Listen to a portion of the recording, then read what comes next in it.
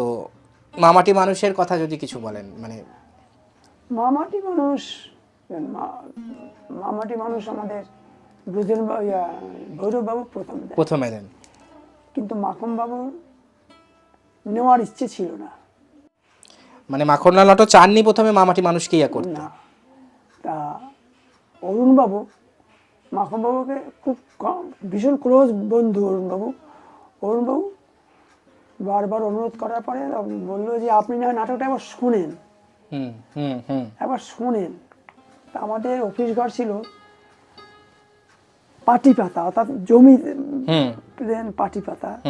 তা মাখনবাবু ওই হাঁটু মুড়ে বসে, এইভাবে না, হাঁটু মুড়ে যাও বাথরুমে যাও বসে শুনছিল।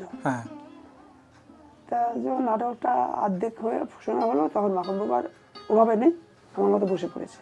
আচ্ছা, তার ভালো লাগার জন্য। আচ্ছা, তখন নাটক শেষ হওয়ার পরে ওকে ডেকে মাখনবাবু বললেন আপনি নাটকটা রেখে দেন। মাখনবাবু শুধু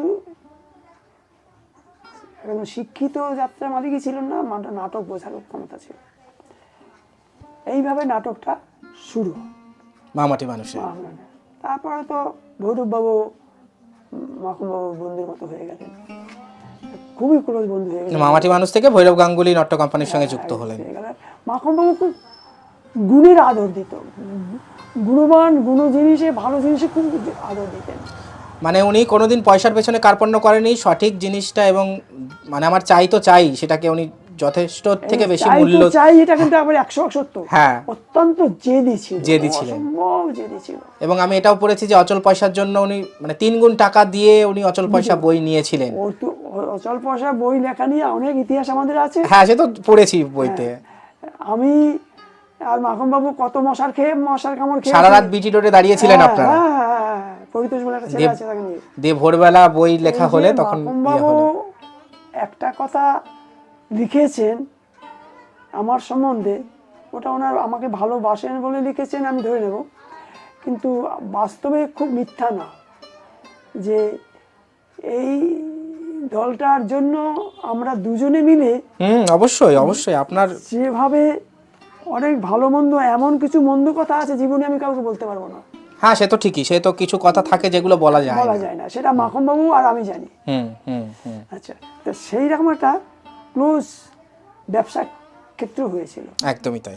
গঙ্গাপুত্র ভীষ্ম জনপ্রিয়তা বলে শেষ করতে পারবো না, তার কারণ গঙ্গাপুত্র ভীষ্মের পরের বছর আমাদের নাটকে আসে কুরুক্ষেত্রে কৃষ্ণ। কিন্তু গঙ্গাপুত্র ভীষ্মের জনপ্রিয়তা এমন জায়গায় চলে গেছে যে পরের বছর যখন কুরুক্ষেত্রে কৃষ্ণের পাবলিসিটি দেওয়া হলো যে অমুক দিন থেকে বায়না নেওয়া হবে, সেদিন থেকে তার আগের দিন রাত্র থেকে অফিসে লোক আসছে। মাখনবাবু বললেন যে আমি তো থাকবার জায়গা দিতে পারবো না, আপনারা কাল আসেন। বলে আমরা কাল আসবো না, আমরা এখানেই থাকবো। বলে কোথায় থাকবেন, আমার জায়গা কোথায়? বলে আমাদের জন্য চিন্তা করতে হবে। সারা রাত নাকি লোক লাইন দিয়েছিল, ওইটাই বলছি। হ্যাঁ, ওইখান থেকে লোক লাইন দিয়ে গঙ্গার ধার পর্যন্ত পৌঁছে গেছে। বাপরে, এই জনপ্রিয়তাটা কিন্তু গঙ্গাপুত্র ভীষ্মের, ওরই রেজাল্ট হচ্ছে এইটা। আচ্ছা, তো শেষে যদি আর একটা কোনো কথা যদি আপনি নট্য কোম্পানির ব্যাপারে বলেন, একটা বিশেষ কিছু যদি নট্য কোম্পানির মানে নট্য কোম্পানির সম্বন্ধে কোনটা বলবো না, শুধু বলছি একটাই, নট্য কোম্পানি কর্তৃপক্ষ শিল্পীদের, মানে আমরা বলি সমস্ত সম্প্রদায়ের খুব নিজের মতো দেখতেন এবং বেশি নজর দিত তাদের খাওয়াতে যেন কোনো কষ্ট না হয়, খাওয়ার প্রতি তার ভীষণ নজর থাকতো। 2 পিস করে মাছ এটা বাঁধা ছিল, আর ডাল তরকারি একটা সবজি থাকবেই, তাতে মাছ 2 পিস থাকবে। এই মাছ 2 পিস থাকার পিছনে ইতিহাস আছে, যার ইতিহাসটা 1 পিস ছিল আগে মাছ, কিন্তু মাখনবাবু যখন দায়িত্বভার নিলেন তারপর থেকে প্রতিটি শিল্পীকে 2 পিস মাছ দিত। শুনেছি তথাগত অন্য দলে বড় শিল্পীরা একরকম খাবে, ছোট শিল্পীরা অন্যরকম খাবে, কিন্তু নট্য কোম্পানিতে সেটা ছিল না। তার মানে আপনি বলতে চাইছেন এই যে পক্ষপাত দুষ্ট আচরণ যেটা খাওয়া দাওয়ার ক্ষেত্রে বিশেষ করে খাওয়ায়, হ্যাঁ, তো সেটা নট্য কোম্পানিতে ছিল না। না, ছিল না। মানে টপ শিল্পী কাঁসার থালায়, না, নিচের টপ সারির শিল্পীও শিল্পীরা কাঁসার থালায়, কলাই করা থালায়, এই ব্যাপারগুলো ওই যে নট্যতে ছিল না। ড্রেসার সেও কাঁসার থালায়, আচ্ছা কাঁসার থালা পিতলের হাঁড়িতে রান্না, আর গ্লাসটা পিতলের ছিল। আচ্ছা এইটা নট্যমণি ঐতিহ্য। আচ্ছা, তো যাই হোক অনেক এবং কিছু। দুবেলা রান্না, হ্যাঁ, রাত্রেও রান্না হতো, দিনেও রান্না হতো। আর আপনার দেখা নট্য কোম্পানি লাস্ট কত টাকা রেট নিত যাত্রার জন্য? 1.5 লাখ টাকা। মানে এইটা কবে, তাও কোন পালাতে আপনি, মানে এটা